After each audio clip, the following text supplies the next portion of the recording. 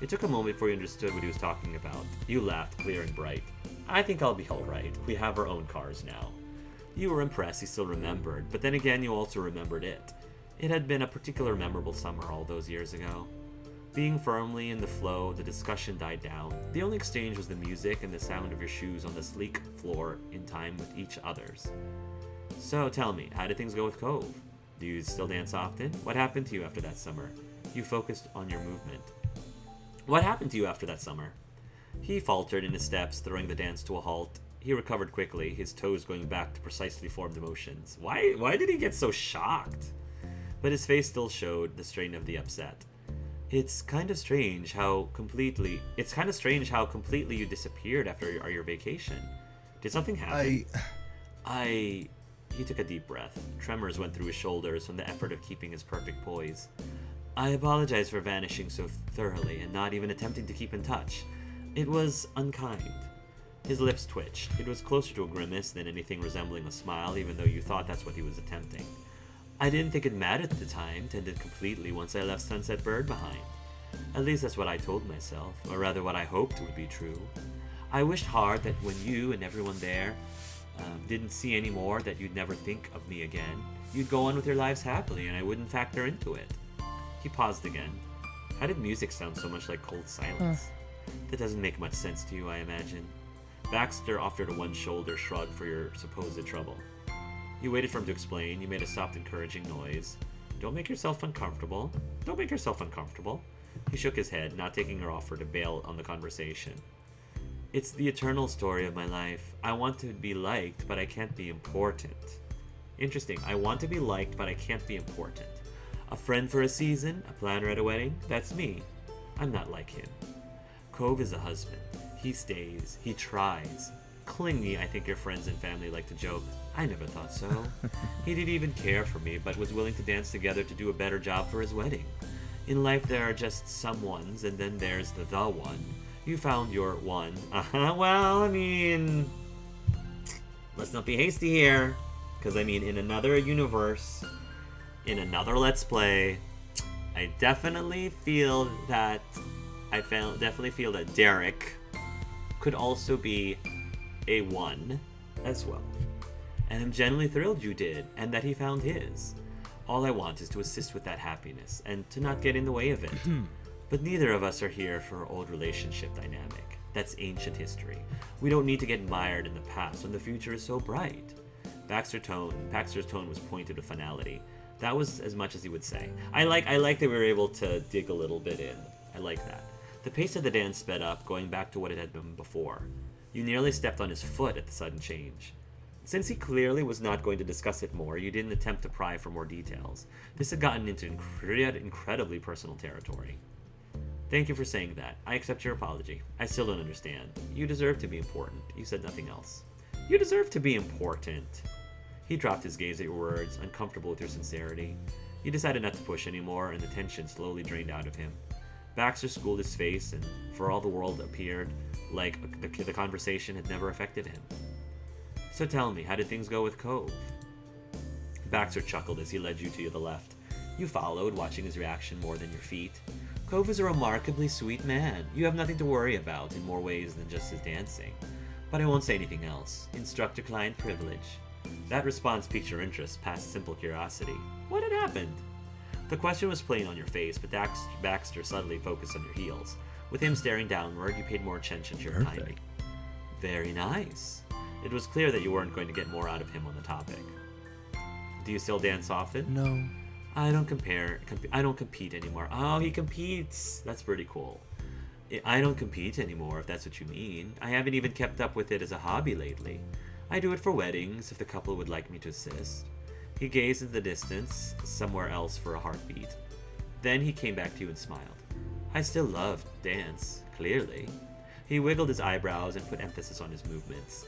You had to admit that he appeared happy enough during the session. There just isn't room for everything. I imagine that you've dealt with similar situations in your adult life. Yeah, 100%. Your priorities change. You know, things that, you know, you really enjoy doing. You can't do everything that you want to do. So you just kind of have to pick and choose. And, you know, It shifts sometimes.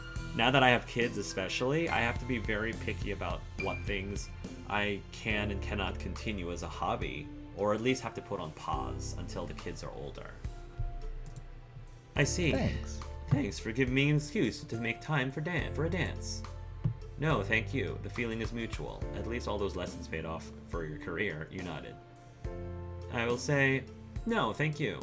You appreciated his expertise in this area. It was incredibly fortunate that he had the skill. You felt grateful for all the hours upon hours that he must have spent to get as good as he was. You focused on your movement. The acoustics of the room were surprisingly good for dancing. The music was at a good volume, and despite the tile flooring, the tapping of your steps didn't echo distractingly off the walls. You tried to relax your shoulders and place more confidence in your movement. Left foot, left foot, turn. You observed the easy way Baxter seemed to glide across the floor. Following his lead was easy, but you concentrated on taking it further. You mimicked what he did, attempting to learn his gracefulness. He chimed in after he noticed that you were doing what you were doing and made small suggestions as needed. You both continued to dance as the song cycled through and back. Thoughts played in your mind about the surrealness of reconnecting with Baxter again for all these years without contact. However, that was secondary to your goal of dancing well in your upcoming wedding and to the love of your life. It wouldn't be too much longer until you would be doing this with your husband. You asked to lead. You wanted Baxter to continue leading the dance. No, I like to lead too. Can I lead now? I was about to suggest that if you want to give it a try. You both rearranged positions and you were off across the floor. It was different from following Baxter, but it didn't take long for you to rediscover the right tempo.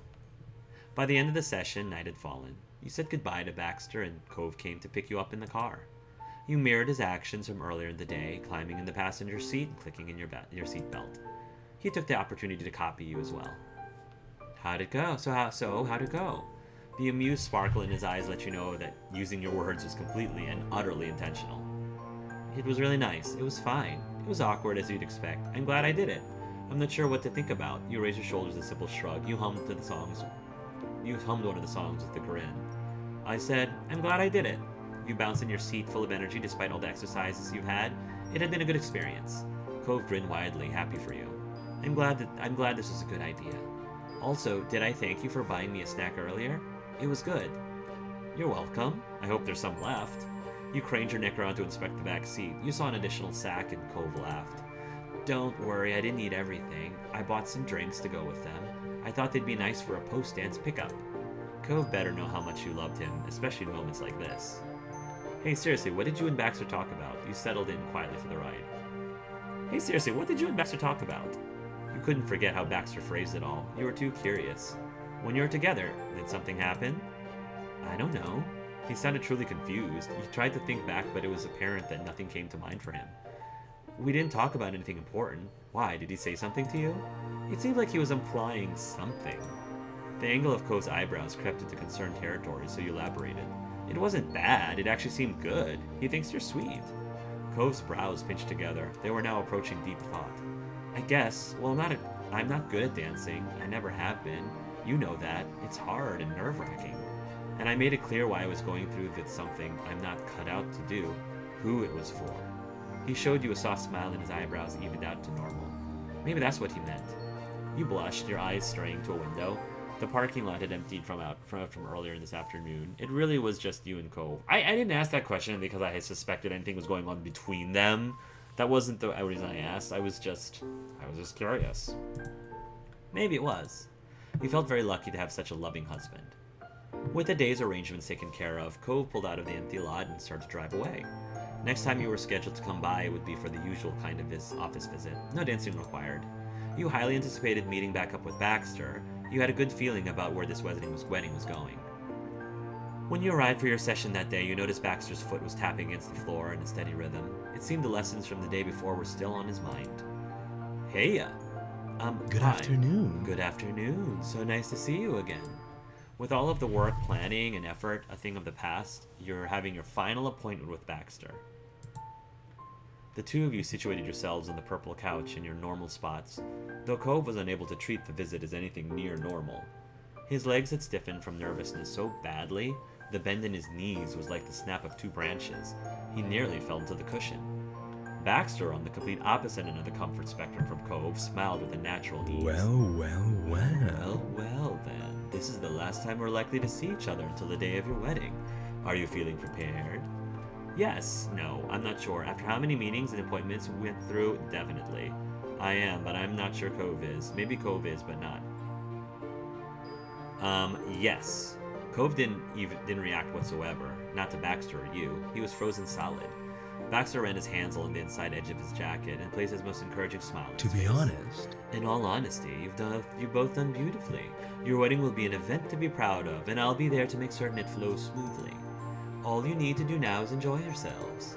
Each line Baxter spoke chipped away at the frosted shell around Cove until it cracked. Your husband replied in a small voice. Thank you. Wow, thanks. Now, having broken the ice, Baxter easily shifted back into work mode. He touched the tips of his fingers to a pile of papers on the desk to his side. I've got the details for the hotel for you here. I was able to book 2 standard single-bed rooms for you and your parties to use to get ready in. The hotel is minutes from the ceremony venue, so you wouldn't need to make a trip out there the morning of. Not bad. Thanks, Baxter. You're good at this. Cove's admittance was almost embarrassed. He scratched at his cheek and shared a look with you. You remember how hard of a time the two of you had getting a room when you had come into Sunset Bird for your mom's anniversary. It was an ordeal. Cove chuckled, knowing you were reminiscing over the same experience. Baxter accepted the compliment earnestly without prying. He leaned an elbow against his chair's armrest and propped his head up against his glad to hear it. I'm glad to hear that. I do strive to be. He continued to relax, following up his prior motion with the cross of his legs. And I very much appreciate your great patience with a series of questions throughout this experience. I do still have yet one more topic I'd like to discuss. When you leave here, the wedding planning is over. Do either of you have an opinion on seeing your beloved before the ceremony? That was not something Cove had considered. He didn't have words to back up the hasty interruption. Baxter smoothed it over by elaborating. I know some couples follow a tradition of completely cutting contact in lead up to the wedding, so it's reuniting when they come together for the ceremony. Others stay apart physically. They'll communicate over the phone, and there are those who don't participate in that whatsoever and stay with one another. This time Cove gave himself space to consider it, letting the concept sink in. I don't know. I mean, I didn't have plans to be away from Hart. You know, I like being around him when that's an option. But I guess maybe we could do that if it's a special thing for our weddings? I Yeah. don't know. Yeah, this is the thing, this is the only thing. Like, I know Cove likes to be attached to the hip to his significant other. I don't. Like, I want my space. Fortunately, my real life husband, Colin, is the same way. He does not want to be attached to the hip with me either. He wants his space. So, this is the only reason why Cove and I, if me personally and Cove would probably not be perfect for each other, because I like being around him when that's an option. And to be perfectly honest, that's sweet, but I wouldn't want that for myself. I like being with Colin, but I also like having time away from Colin when that's an option too. I like having the option of both. I love the option of having it both. But I guess maybe we could do that if it's a kind of special thing for weddings. He laughed breathily and sent Baxter a question of his own. Are you going to make fun of me for being clingy now? Never. You knew just how much Baxter meant that. Cove, however, didn't have the same context. Oh, okay. Good. People shouldn't make fun of him for that. You really should change your stance. Teasing Cove is fun. You should really change your stance. Teasing Cove is fun. That's lucky for both of us. I'm clingy too. You're very sweet, Baxter, but he is definitely clingy. You patted Cove on the shoulder reassuringly. You had a laugh at Cove calling himself out for that. You patted Cove on the shoulder reassuringly. In disbelief, Cove's eyes bounced back and forth between you and your planner. He was able to express his want to always be around you and no one in the room, and had given him a hard time for it. Cove absolutely beamed at that revelation. It was a pre-wedding miracle. You were charmed by both his overt affection for you and by how cute he genuinely was. I appreciate overt affection. I wouldn't say that'd be I'd be charmed by it. I wouldn't be charmed by his overt affection, but I would appreciate it for what it is and think it was sweet. But you made an effort to not be entirely distracted, and you gave an answer to the question at hand. Cove, would you mind staying in a separate hotel room? We can meet at the wedding later. Cove, would you mind setting in a separate hotel room? We can talk over the phone. Cove wanted to share a room with you. No, my husband and I, we were in separate hotel rooms. We stayed in separate hotel rooms, and we didn't contact each other really until the day. I mean, we separated ourselves from each other the night before and didn't see each other until the morning of the wedding, which isn't really that long of a time. I actually ended up staying with one of my very close friends, one of my groomsmen. I stayed with one of my groomsmen just so I had somebody to talk to, because I didn't want to be alone before the wedding. So the night of the wedding. So it was really sweet that I got to have that time with my really good friend. Cove's shoulders and head slumped down in sync, his stance deflating like a balloon. Aww. Okay, I said I could do it and I will, but it's gonna be hard. You're gonna have to get used to it, because if you're gonna get married to me, I'm gonna need some space, Cove. I would need some space. Because otherwise, we would drive each other nuts. I need space. So, good practice for right now. I know, it'll be hard for me too. Not for a night, for one night, no, it wouldn't be hard for me at all. Cove shuffled the balls of his feet against the carpet, all the while glancing over at you bashfully. It wasn't hard for my husband and I at all. You were like, whatever. Whatever. You held on his sweet gaze as long as you could. You were going to have to go without it for a while soon. Off to the side, Baxter watched the two of you from his spot on the office chair. The fondness in his expression for you and Cove had tipped past his usual professional distance. Not wanting to ruin the moment, he spoke in a soft voice. Perfect. Very good. Everything is settled then. From there, the rest of the meeting was spent going over final details and the whole plan step by step. Baxter wanted to make sure you were on the same page and prepared for the events ahead. He shared amusing anecdotes of past weddings he'd planned. Some highlighted actual potential pitfalls you could intentionally avoid, and others were one-in-a-million debacles. The most unbelievable was a story of a particular orchard ceremony from the year before. The stage was set with flowers, a walkway, seating, and wooden arch at the end. He was looking on in a final survey, primed for the guests to arrive, when an out-of-control truck with a back end full of apples drove straight through. Wow, that makes things memorable. The driver was unharmed when he got the truck to stop, and when he got the truck to stop and the couple were still married, albeit in a much simpler arrangement, but Baxter distantly remembers the almost comedic surrealness of it. Oh my gosh, that would have been a nightmare to deal with, as not just for the couple or the guests, but for the planner. I feel so bad for the planner. Seeing a completed wedding and then having it flattened back to the ground in the blink of an eye was something he never expected or hoped to experience. While the planner chuckled in recollection, Cove leaned over to ask if you thought there'd be any reason a fruit truck might be at your venue. You were pretty sure there wasn't. The stories and laughter continued until the end of the appointment.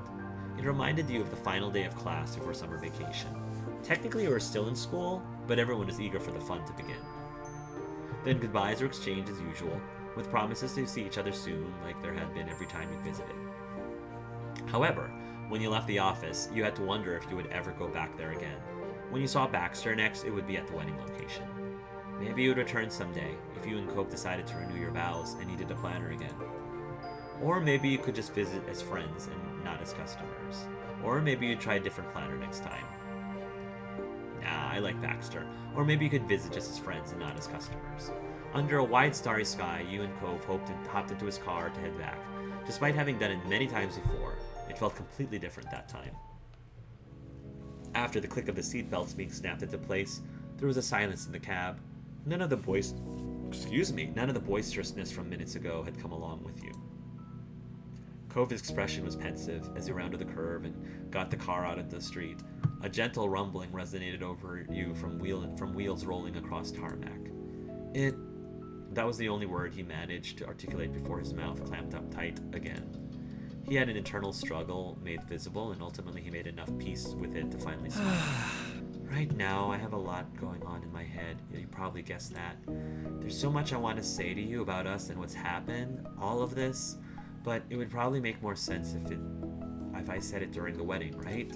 His voice dropped to a complete whisper, but his grip on the steering wheel intensified. It's so close now. Cove took in a deep breath through his nose, allowing his fingers to loosen again.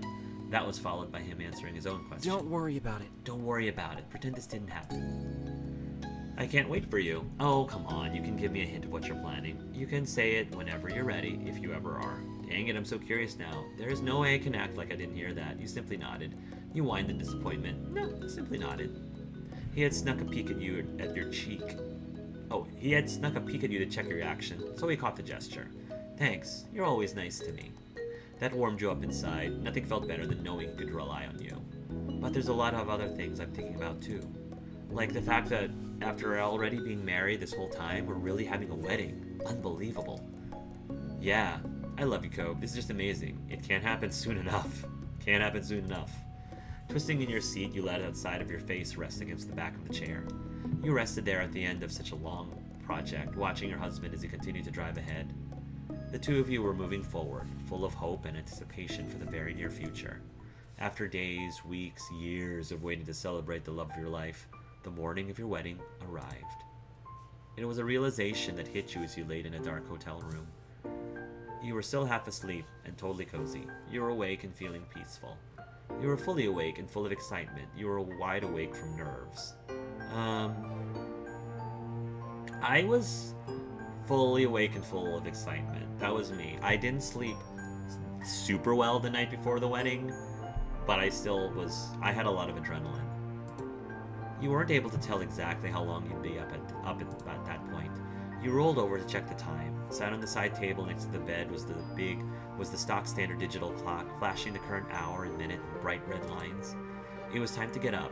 At least it was if you didn't want to be late or show up to your wedding in pajamas. And thinking of that, it struck you that Cove had gotten up as well, if he hadn't woken up even earlier. You indulged in a bit of daydreaming, picturing in your mind what your husband might have been doing. I just want to see what he looks like. He could have been staring into a mirror, struggling to make his hair look neater than his normal levels of styling. But imagination wasn't nearly enough. You wanted to see him. You sprung off the mattress onto your feet and got into action. You had places to be and people to see. Your clothes were hanging up against the door of the small hotel closet, and you went right over to admire the outfit. It was fantastic. The day was fantastic. Everything was fantastic. You could barely contain yourself. From there, you went to the bathroom to brush your teeth and shower before anything else. Once clean and dry and half dressed, you went back out into the main space of the hotel room. Your phone lit up with a new message and you glanced at it. The wedding party had arrived. They were in the lobby. You put your own phone down to pick up the hotel's landline. When the desk manager answered, you explained the situation and they promised to lead the group to your room. The call ended simply. A short time later, a knock vibrated through the heavy front door. You answered it right away. It better be Derek. It better be Derek. Derek! Derek was there with a smile to greet you. The rest of the party filled in after.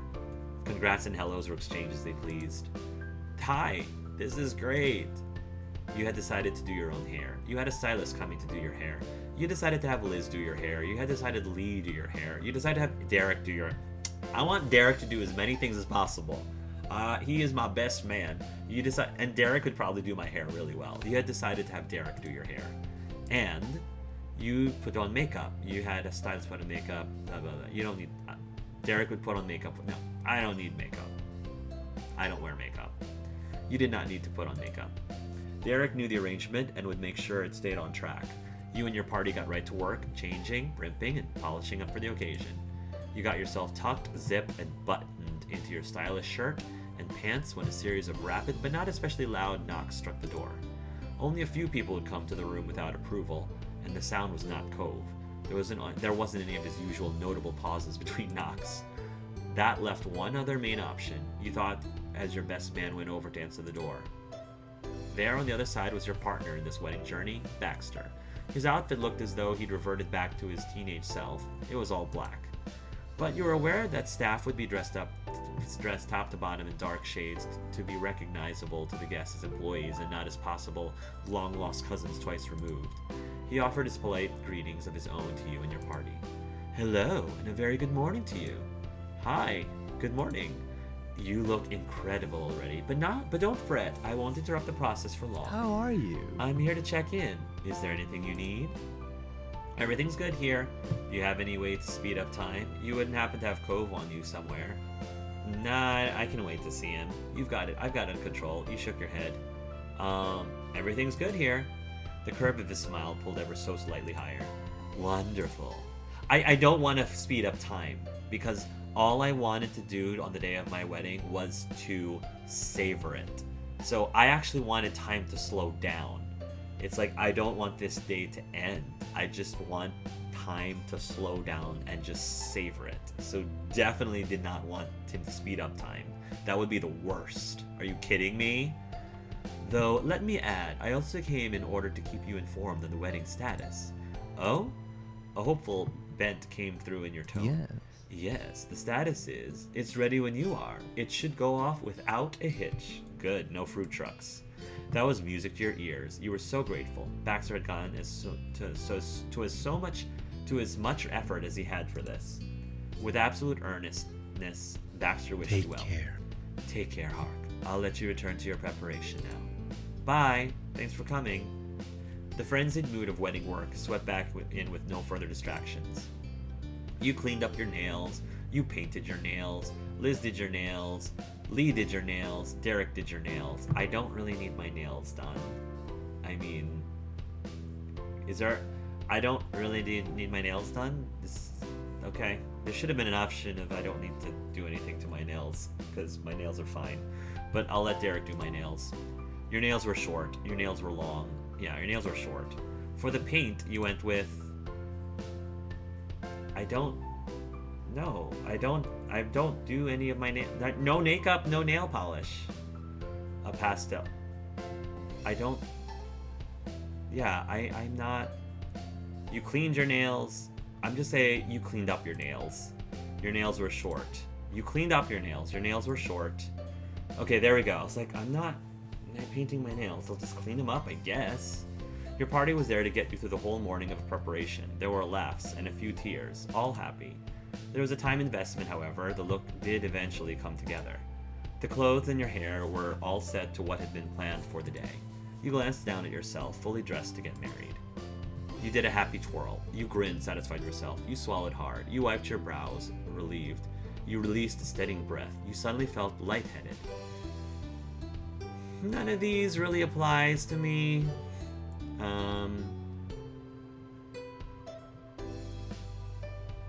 You grinned, satisfied with yourself.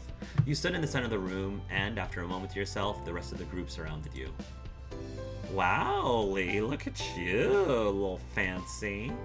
You've never looked better. That's saying something, just saying. It suits you to a T. Dang, Derek. Dang, Derek, you look so handsome. Look at that. Look at my best man. He's so hunky handsome. Yeah, you're gonna knock Cove right out. And then the moment arrived. Your body felt hot under your expertly tailored clothes. You didn't have to wait any longer. Your wedding was about to begin and Cove would be there when you arrived. You took a deep, steadying breath and stepped out into the hallway. Rapidly, you made your way to the elevator and took it down to the lobby floor. It didn't take you very long to weave across the hotel lobby and exit to the front doors. Outside, you immediately spotted the rental car that would set you to bring you to the Redwood Forest. You slipped into the car. And your best man tucked in after you. Oh, heck yes. I want Derek to be there as much as possible. You slipped into the car and your best man tucked in after you. You fidgeted restlessly in your seat and settled on stretching the legs out. The corner of your mouth tugged into a smile with a light chuckle. There was at least plenty of legroom. Glancing out the window, your eyebrows raised in surprise because you recognized just how far you were from the Redwood Forest. It would only be a few more minutes until everything you'd been working towards would finally come to fruition. You were somewhat even more thrilled now that it was truly happening. Your excitement was replaced with a building nervousness. I wasn't nervous. All of your frantic energy had gone away and you're purely content. Nothing felt real at all. You were somehow even more thrilled now that it was truly happening. This was the realest that the wedding had felt so far, and your heart is ecstatically pounded in your chest. You absent-mindedly tapped your index finger to the tune of the wedding march. When you realized that what you were doing, a happy laugh rocked you. Let's get to it. You got this, Hark. All you gotta do is take care of Cove, and the rest of us will have everything else covered. This is why. Thank you, Derek. I knew I picked the right person for the job. I knew you would take care of this. He placed a hand on your shoulder and held up a supportive thumbs up with the other. Cracking an uneven grin, you nodded.